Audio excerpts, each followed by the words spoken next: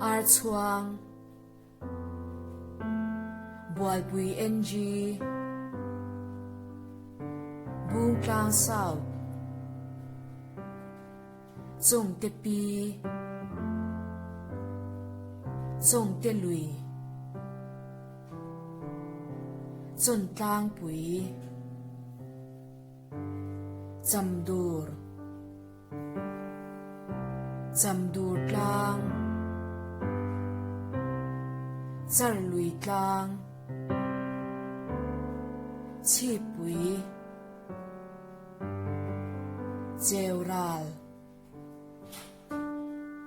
chi khur lui chon hu dam dep dam lui dar nam tlang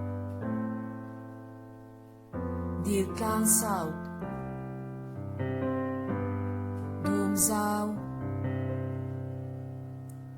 dum zau tlang phang phar lui phung ka nghiêng quỷ cài nghiêng quỷ tlang nga rum nga lim lui ngun ni nga khwa mong bu chwa mun lai mun nuam shui te zol ka ki chwa Kolso West Kor Thin Deng Kar Lui Kon Khwa Lung Tlai Lai Tlang Lia Pha Lung Hau Ka lung pher lung zar chung lung tian mam pui mau tlang em kon pui mual bu niu chi pui